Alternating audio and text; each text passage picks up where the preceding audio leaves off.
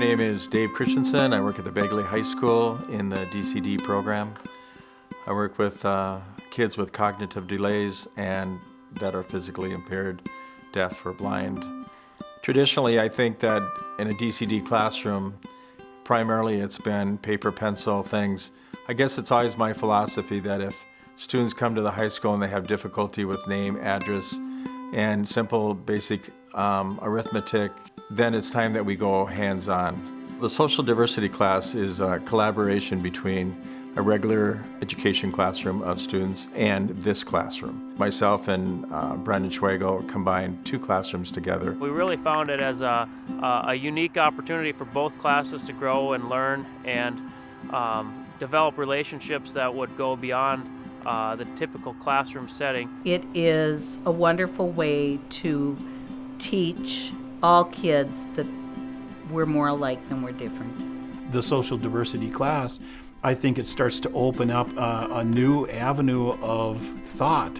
It perhaps some kids can excel in areas that we haven't even completely worked through yet, and I think that's all an exciting frontier that we're beginning to go down that path. We have an awesome team. All three of us girls get along great, and we kind of direct Dave, and he sees things our way most of the time. He's a good guy to work for. Yes. He really is. He treats us well. Yes, very well. We never know what Dave's got planned. And for me, unfortunately, Val's the one that has to stay back. I'm the one that gets to do a lot of the community resources, which is something I've wanted to do for years, and that's one reason why I like it here. One of the activities that we did was we pretended that the students were all disabled in some format, where we might have put tape on their hands so that they couldn't use their fingers, or maybe put duct tape on their arms, or they'd have to be sitting in a wheelchair, just to show what it would be like with the confinement of not being able to use those limbs. And they really realized how important all their senses were. The kids really drew close after that activity. We also talk, just about our each individual needs and what works and what doesn't work. And so the interaction, kind of throwing it all together in the same pool, they gain from each other on a lot of different experiences. We're working on something called authentic intellectual work.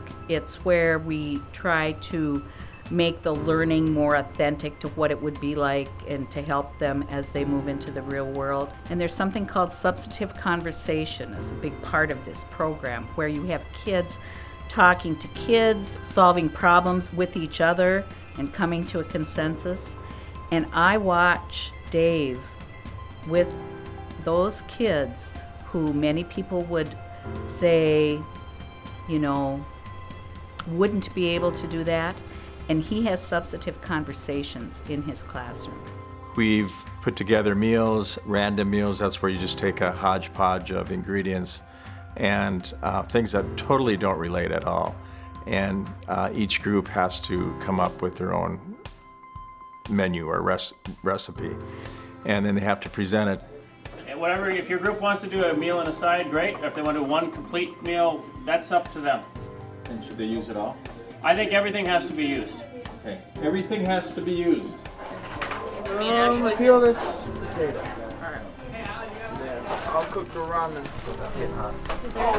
Okay, so we got graham crackers. I got an idea. I say, oh, frozen banana. Really? A frozen banana. What we want to do is create problem-based situations where kids have to navigate and construct their own way of solving problems. Show them that there's a lot of solutions to one meal or any set of obstacles that we put in front of them. That there's many ways that you can solve those problems. I think we should make like an oatmeal based with fried banana and like a graham cracker crumble on it with apples in it. We're kind of going with the flow right now. Just trying to cook everything, and we'll figure out what to put together at that point in time. No such thing as too much butter, eh, Nate? Nope.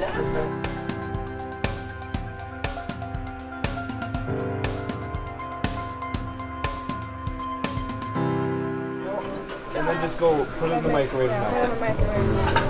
I'm gonna see you. Guys, there you go. Well, I think that's where they'll learn the most, getting real life experiences with real people.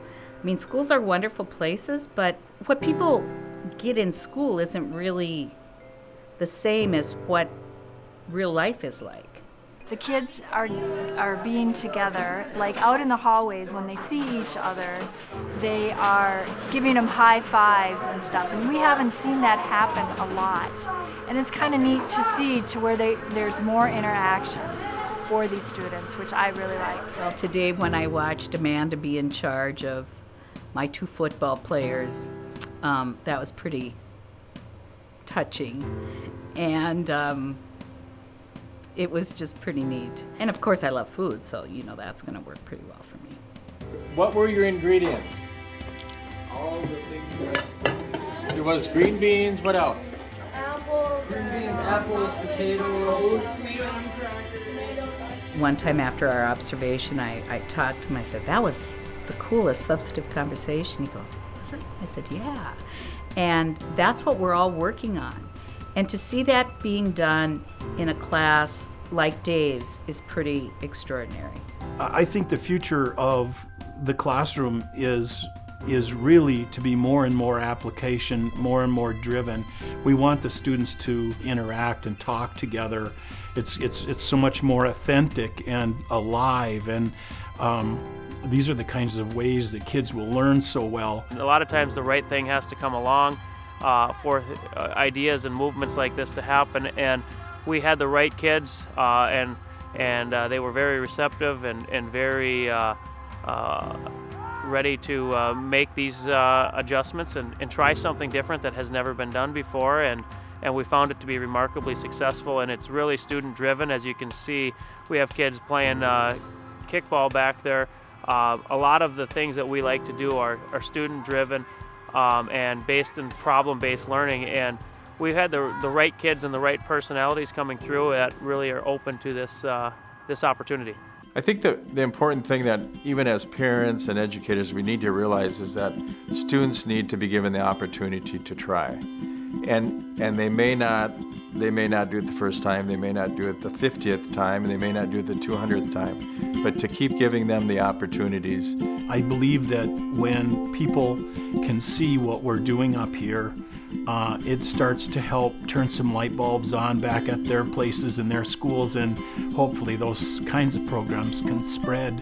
They're welcome to come and tour our facilities and visit with our people and our staff. We've got great staff, we've got great students, and I'm glad that they're collaborating together to create these kinds of programs for kids.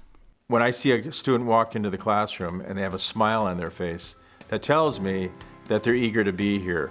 And if you notice a lot of the videoing, the kids are all happy. I feel that I owe it to them to give them the life that I have. I do what I do because I like to see kids become independent and successful. I love the mystery of trying to figure them out.